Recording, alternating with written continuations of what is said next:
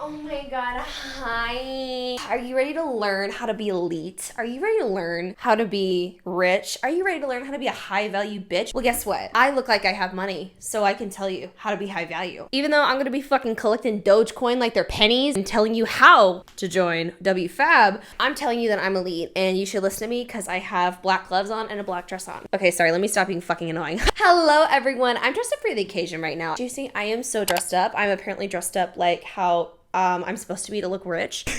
No, this is something I wore to Fashion Week, and then I have these for funsies. I don't know why. But anyways, this is perfect though, because I look just like the girlies for the secret code Wfabb event that just happened in Canada. So, oh my god, we have so much shit to talk about. I'm probably gonna have to take these fucking things off because they're gonna drive me crazy. Today we're gonna be talking about the Wfabb secret code event. A lot of you guys were DMing me about this. I already had planned to talk about this because I like talking about events and how gross they are with MLMs. And I'm gonna be honest, iGenius events are always hosted frequently, so therefore I do talk about them a lot. We're gonna be talking about how absolutely embarrassing the secret code event was for the Wfabb girlies. So let's talk about what the hell it was. I know you guys remember I actually made a previous video, which I'll have pop up over here, that was pretty much talking about how they were doing videos discussing how they were going to be having this event. And I actually highlighted it previously, how they genuinely directly copied, 100% copied a Kylie Jenner cosmetic makeup campaign for their campaign for this event. Nonetheless, it was absolutely embarrassing from the get-go, so I figured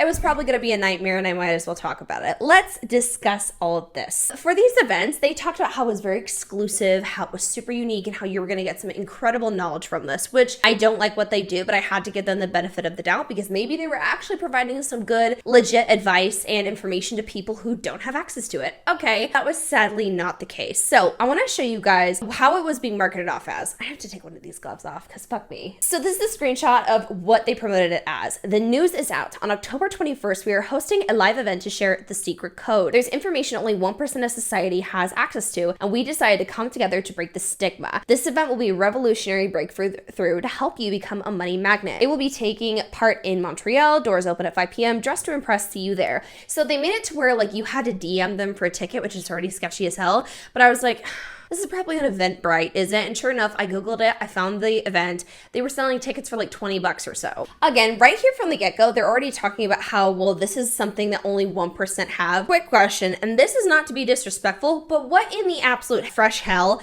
am I supposed to believe that you of all people have the 1% information? And that's not me being mean, that's just me being logical here. Me even, if I were to stand and be like, I have information only the 1% know, I'm dumb as hell if I say that. That makes no logical sense. Promoting as if you have this secret piece of information. Now take a wild guess. Take a wild fucking guess what the secret information was. Oh my god, I'm gonna teach you how to invest in my incredible cryptocurrency program called iGenius. Let's show a couple other videos though about what they talk about with this event, how they promote it, and just other details with it, and show you the marketing for this. Because for me, looking at this, maybe as an outsider, I'm thinking I'm actually gonna learn something and not be sold something. Familia, I hope you guys are doing awesome. Happy Sunday. So right now I am driving because I'm going to go meet with all of the Diamond Executive on my team. So all of my leaders, we have some little finishing touch-ups to work on for the event that we have this week. So it's crazy, guys. Time flies by. It's already event week. It's already almost the day that we've been working for the last month. It's absolutely insane, guys. It's literally our second event in a matter of 2 months. Like, I don't know for you, but this is absolutely insane. And again, guys, this is your reminder that like in anything you want to achieve in life, if there's one thing I understood is that you must be able to put yourself in a room full of people that have what you want. It's so important, guys. The law of association, who you surround yourself with is the most important. And what's going to be amazing, one of the things that's going to be amazing at our event is that you'll get the chance to be in a room full of entrepreneurs, upcoming entrepreneurs. Oh my god. Okay, so one thing that drives me crazy is I understand wanting to be around other people like that you work with or are in the same niche or job industry as you. Like that makes total sense because then like you have a lot in common. And for me, my thought process is like you have a lot in common and you can feed off each other's energy or just have other people that have different levels of knowledge which can be overall beneficial to you. I don't necessarily think though that you have to be in a room with a rich person to progress and grow, and that's going to change everything. And additionally, too, there's nothing truly proving to me that you are a rich individual. Like, you're not just flashing your bank account unless you're a weirdo. But again, like, dressing up doesn't tell me that you're rich either.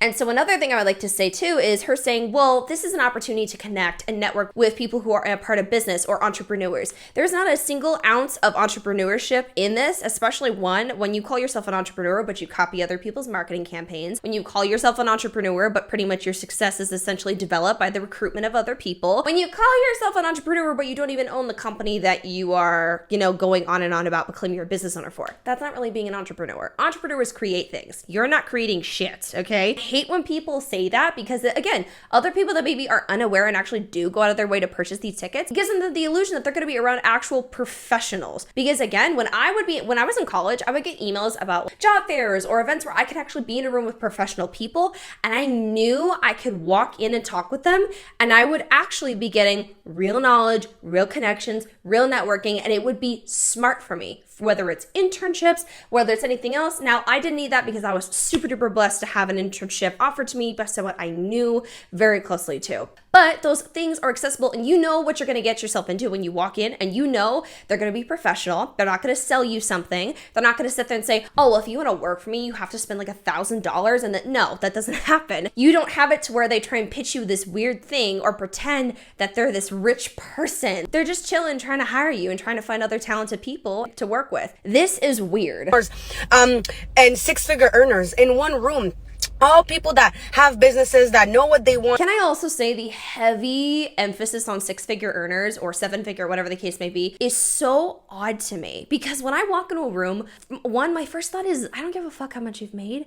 I care about how you are as a person or your motivations and goals. I don't know why that means that suddenly you are someone that needs to be listened to. And I really hate that kind of argument because people who don't pull six figures but are successful in their own way deserve to be heard and have lots to say. And I think it's very odd how that is such an emphasis in this type of industry because, again, if I go to a job fair or if I go to at my university where they have openings for marketing jobs and I can talk to all these different companies, they're not saying any of this stuff in order to make me like them. Like, they're providing actual real information that is beneficial of why I should be interested in working for them. Not this, oh, well, I made six figures, therefore you should listen to me. I don't really care. Out of this life that have a purpose and that are intentional in what they do. And I've said it many times, we wanted to offer a safe space for people to be able to network, connect, exchange contacts, and especially learn the type of information that is going to be shared at this event. You guys, I am telling you, you're not going to be able to forget this event. My God. Okay, I know we're stopping this a lot, but I have so much to say about these things. When she says networking, when I get into a room of fellow marketers, we can learn from them. When I get into a room of maybe content creators, we might be able to learn with strategies and things like that. When I get into a room of MLMers, the knowledge is not really there as much. And it's not, again, this is not me trying to be disrespectful. I know there's many people who are stupid brilliant in MLMs too. They're being loud and wrong. Sorry, I couldn't figure out how the hell to say it. They're being loud and wrong. That's what you usually find in these. They're loud and proud about something, but they're horribly wrong about it. And their skill sets aren't really correct many times. So when they talk about sales, not really correct most of the time. When we talk about marketing and how to do it, if they copy people, networking with them is only going to be touching the surface level. Unless it's like, oh, join my team, like it's not going to be really anything substantial for you to join. I am telling you, and I could put my hand on fire that you're not going to be able to forget about this event. Also, guys, there's going to be a bar for you to get drinks. There's going to be a photo booth. The venue itself, bro, guys, be ready for your content because the venue is freaking gorgeous. The venue is freaking gorgeous. And obviously, you guys, it's a dress to impress type of event. So make sure that you're looking nice, okay? So if you're somebody that's looking for more, that wants more for themselves, and that you're looking to be around people that have more, you're going to want to be at this event. I've been talking about it a lot lately, guys, and some of you guys still haven't reached out to me. Yet you want more for yourself. Yet you want to accomplish more. Well, this is your sign right now that you should contact me. Answer to this poll right here so I can hook you up. I can send you the Eventbrite link. Tickets are only $29 and you're going to have a hell of a night. Let me tell you that much. So guys, Friday, October 21st, 5 p.m. Doors open at 5 p.m. The event should end around 8 or 9 p.m. The place to be is at our event, The Secret Code. So guys, don't miss that. Like I will actually applaud them on, though, is I really like how they tried to focus on making sure at least it would provide something like content. You can shoot content, have a photo booth there, drinks, and everything like that. That's pretty good. Okay, I will at least give them that, because I'm going to be honest, there's some events that are severely lacking with offering absolutely anything of slight value. So at least you get to, I don't know, down some shots before you listen to this shit. So let's talk about a couple other things with this as well. So with this event, people really traveled down for it. Like, I'm not even kidding. People in Wfabb traveled down for this. Now, this is one of the things I really want to highlight with these events that drive me crazy. They have been posting how this is so successful. This is game changing. They had such a huge turnout. A decent amount of those people, from what I could see, were a part of Wfabb. Now, that is a big red flag to me. When I go through the accounts of people that are tagged and I see in their bio, Wfabb lifestyle, okay? So what that gives me the vibe is, again, per what I usually see, is these events, yeah, they have other people that are invited externally, but there are a bunch of people to fill up the seats for what it looks like Wfabbers already. And there's nothing they need to fucking listen to because they go on Zoom trainings. They're already a part of the company. So what's the point in them really going? So I think, to me, it's a way of making sure that the seats look filled and it looks like a packed out event. You guys literally keep tagging people, and I see all these people reposting you that are already from Wfabb. How many people in all actuality had nothing to do with Wfabb that went? I don't feel like it's a very high number. Jasmine flew down for this, which again, I really don't know why. There were other people that drove like several hours, flew out from California to Montreal. Like, that is so long. And a part of me is like, why do they feel the need to do that? That's what I really would like to know. I know they're connected to these teams, because how come so many people in Wfabb attended? You know, do they think they just always come on their free will to just be a part of this stuff?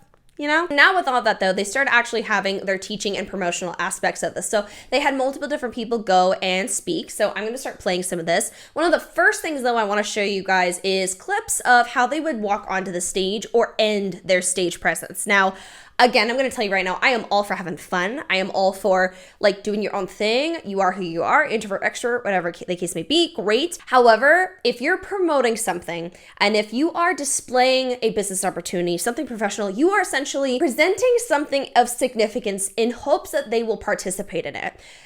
I don't know why we are playing Travis Scott dancing on a 7x7 stage. Like, why? That just screams unprofessionalism to me. And again, like, I'm not going to look at that and be like, oh my God, wow. I'm going to be like, okay, I didn't pay money to come watch you dance. I came here to listen to what significant, really wowing stuff you had to tell me. Because again, is dancing on a stage a part of the only 1% knowledge? No.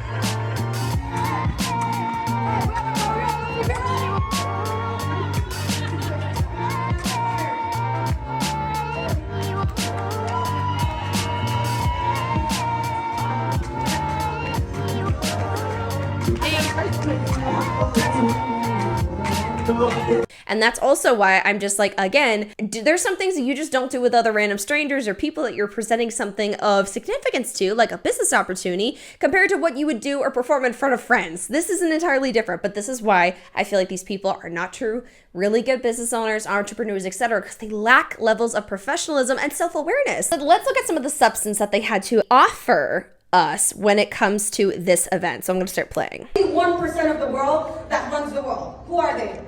The rich people. The elite class that we call them, right? The wealthy of the wealthy, the 1%, right? But this started, guys, with royalty, okay? Before, the elite class was represented by royal blood. They really believe. So apparently there was a little bit of an introduction to the event. Then we had another girl that came up talking about how to elevate mentally. So they were talking about basic concepts like, would you listen to your teachability index and the training balance scale? So I think that these types of trainings are kind of like a pre-manipulation, because again, this is trying to entice people to join the business. Like, this is literally an entire pitch. This is like a modern day version of Mary Kay makeup parties. Okay, let's talk about money. If you want to become financially free, you're not going to learn from somebody that is barely able to make the ends meet, right? That have less than $1,000 in the bank account. You're not going to learn from that person. You're going to ask yourself, would I love to trade my bank account with that person? And if the answer is no, well, you gotta switch it up. You gotta learn. Again, I would like to also say there's literally no proof saying that you are making really good money either. But I would also like to say people that don't have a lot of money still have words, still have thoughts and opinions, and also still have really wonderful things that they can tell you and say to you. I've learned many, many things that I will always credit to other people that I know that were not loaded out of their asses or making 7 figures, but they taught me stuff that to me is just irreplaceable. So again, this is the kind of bullshit elite shit that we're training into people into these downlines, which will essentially be instilled into new people that's recruited. That's just absolutely disgusting. From somebody else. So who do you listen to? And just a reminder that the information that you're going to learn tonight, not only me, but from all the other speakers, it comes from people who go to work, they're on autopilot, like she said, but it takes a different type of discipline, a different type of grit to really want to go and take more out of this life. So that's why we really wanted to start about your mindset, because without that, Highlighted some things with mindset, and then they moved on to a different panelist, which was talking about how to elevate spirituality with manifestations. Again, I'm gonna be honest with a lot of these things that I'm seeing so far, and what I was watching throughout that weekend was kind of seeing like, okay, talking about manifestations, I could quickly do a YouTube Google search that has nothing to do with an MLM and find this exact information. All of these things I could find on YouTube in a couple seconds that has nothing to do with an MLM, and more likely would probably be a little bit more critically thinking than this shit. But this, there was a goal behind it. It's all talking about how to elevate yourself, how to learn. You need to open yourself up to change. You need to grow. How else are you going to grow and make good money and stability if you aren't open to it? And then, of course, they end it with talking about the fucking business opportunity. I'm not even kidding. I'm going to put up a screenshot right here. They're literally showing you the cost of the packages to join the company. Imagine showing up and spending, like, okay, sure, $20 to go to this event my friend told me about. All right. And then they're like, you should spend $1,000 because this is going to change your life. It's an MLM. I'm going to tell you right now, majority of those girls probably make the most money off a downline, not necessarily off of trades. Now, that does not mean that they don't make any money. I don't have a lot of faith in it. I don't have a lot of trust in the AI shit. But what I will say, though, is the residual income that they make is going to be probably from a downline, probably from recruitment, which to me is what this compensation plan is set up to do for you. It drives me crazy. Please don't listen to people who ignore facts and want to put on a random show for you, dress up, cosplay financial freedom. Gross. They also said we divided how to elevate spirituality in 2 different parts, the law of attraction and burning desire. Again, I feel like these are going to be really more emotionally triggering topics, getting more people, again, emotionally open to something, thinking, oh my God, this is my chance to change my life. Look at these girls. And this is not it. But it's so gross to me because I know damn well there are people who need money that are listening to this, that are going to this, that are listening to these people, thinking that these people should be listened to. They should not be at all. First point is, what do you want? It already happened to me to ask one of my business partners in here, like, what would you love to have? Let's say we're in a magic world, okay? Like, where everything that you want, you can have it, whatever you want. And you know, like...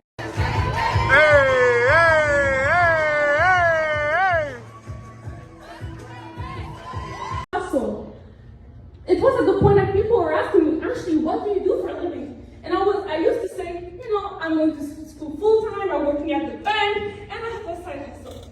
You know that a side hustle, you don't want to talk about it, right? And now when people are asking me some question, I'm saying I'm a full-time online entrepreneur that happens to go to university. Yes. You're not complaining anymore. Yeah. You're talking about goals, vision, and future. Yes. Future. So your environment has a lot of impact on you guys. This is another thing that I'm saying is so like, this is not 1% information. Oh, well, the people that you surround yourself with really impact your life. I don't know if you heard it. You are who you hang around with. Yeah, I've heard that one too. So again, that doesn't mean that you're going to be just evoked with being rich and everything, but personality-wise, or maybe how they behave, their mannerisms, you're going to probably mimic those a little bit more. So again, no shit. This is not a 1%er. Oh my God, I didn't know that. Everyone knows that. This is literally word vomit for 3 hours to then say, hi, change your life. I did. Buy my shit. Oh my God. Also, can I also say another thing? How does this work with the recruiting aspect? Because I know each of these girls need to recruit them and it benefits them individually if they recruit too. So like, how are they setting up the recruiting and who joins under who if someone decides to join because of this event? You know what I mean? How does that work? I would love to know. They need to be people who impact your life positively, that bring out the best version of yourself. Yes. That makes you grow. Not people that you're complaining with. Not people that you're laughing with. We don't care about this. We are here for your future. You need to invest in your future and yourself. So make sure that you hang out with the right people. Yes. Okay? So I just remember, you want to know something funny? Okay, I have to share with you. So I was a waitress, okay, before working at the bank. I have to tell you, this one is good. And I made like a lot of tips that night, like extra tips. I was like, you know what, I have $1,000. I'm going to go at the bank. And so I go at the bank, I make an appointment. Like I was like, I'm making boss moves right now. It's like big girls move, okay? So I go, my mom didn't even know about that one. So I go to the bank with an advisor. You know, so dramatic. They go in the office, they give you a coffee, and then you have a document you need to sign. I'm like, sheesh, I'm gonna be made some money. Like I was walking to the bank, like, I was like, I'm ready to cash out.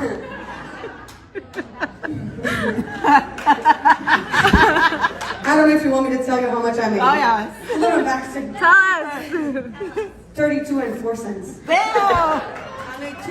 I'm Canadian, so it's not USD. $32.04 or 3 cents. It doesn't really matter at this point because we don't use them. Okay, so with this part, she's of course talking about how when she was younger, she put $1,000 into a high interest account that she only made $32 back after I don't know however long. One thing I want to say though is do not take financial advice from other people who do not have the real qualifications for it, or they at least at the bare minimum, if people have experience, want to share their experience, I get that, but also be very clear that you are not a professional, that you do, like, make those disclaimers, right? And I'm sorry, but someone who supports an MLM where most people lose money and are negatively, deeply, horribly impacted by them should not be listened to for any form of financial advice. Like, again, I know that not all banks are amazing. I know not all accounts are great, but I don't like the immediate demonization of other traditional ways of investing and growing your money, because I know many other ways have. And cryptocurrency is not the only real way to do that. So no more. And so in 2 years,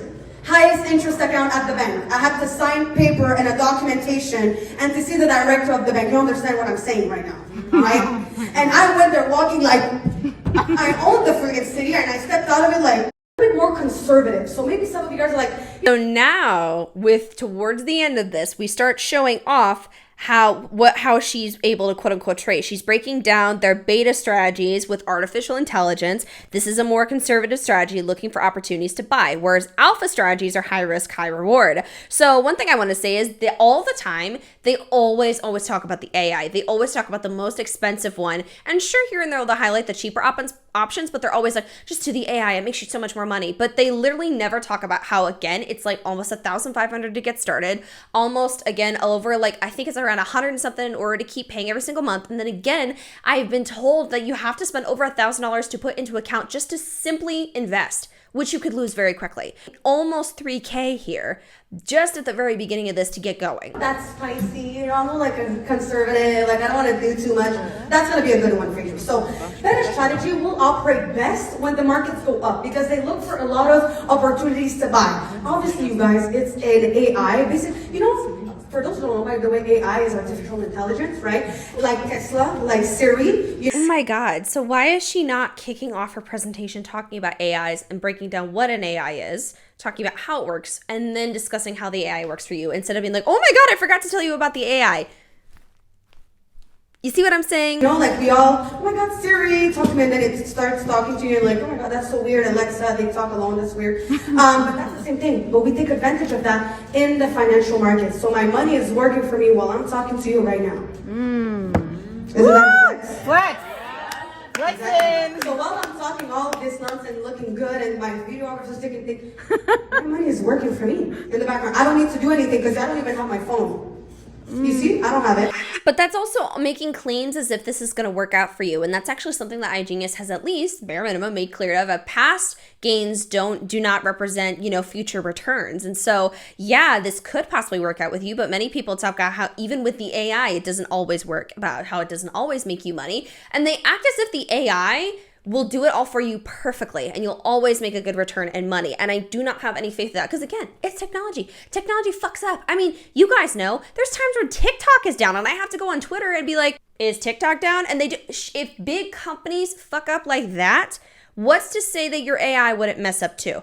I'm saying that it could work, but I don't think that acting as if it's just exclusively going to change your life and provide absolutely everything for you is correct. And another thing that bothers me too is in order to purchase anything for My Genius or start the business, it's all the same thing. Like there's like, at least with other MLMs, there's specific starter packs and then there's like VIP programs. Whereas this, it's all in one funnel. So you purchase whatever you want and you're part of a membership, and then you either choose to run it like, you know, by recruiting people and everything, or you don't, but they're all funneled on the same thing. So people are kind of counted as same numbers, whether you join as a customer or an actual business, quote unquote, business owner. So to me, it really doesn't matter because it's really beneficial to people because you're technically recruiting them into the system. And then because they're going to be like, oh, well, if you want to make more money, you can run it like a business. Then you're going to get more people sucked into the major business aspect of this. This is not just about trading. This is about getting someone into an MLM. So then after that, also, they had their panelist of leaders. And of course, Jasmine is up on this panel with all the other people. Again, I don't like this event, but this is your girls event. Why do you have to be a part of that? Let them have their moment. Clearly, they're not allowed to, but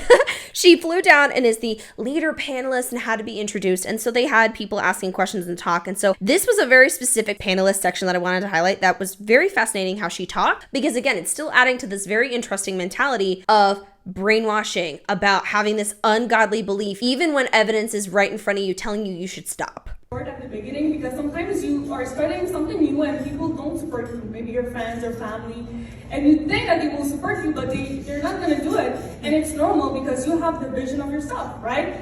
And the support that was really hard for me at the beginning, but after I got used to it. And the second thing that was my biggest challenge, and it's going to be your challenge too, is that when you're not having the results, you need to work.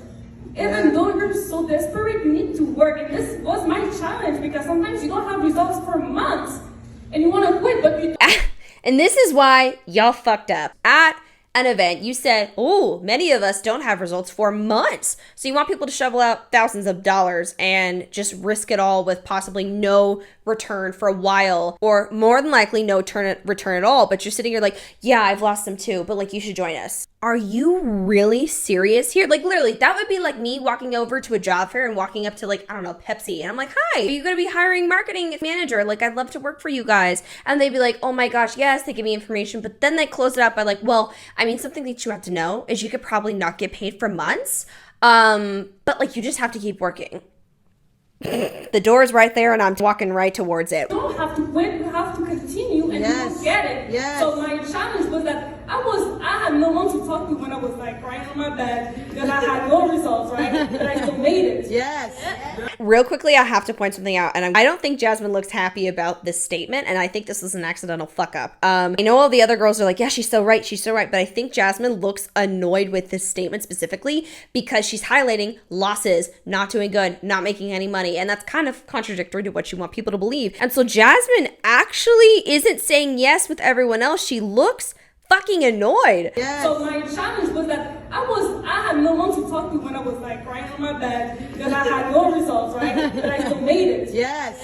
So you have to continue even if you don't have results. So that was my challenge, to support, and you have to work even though you don't have results. Yes.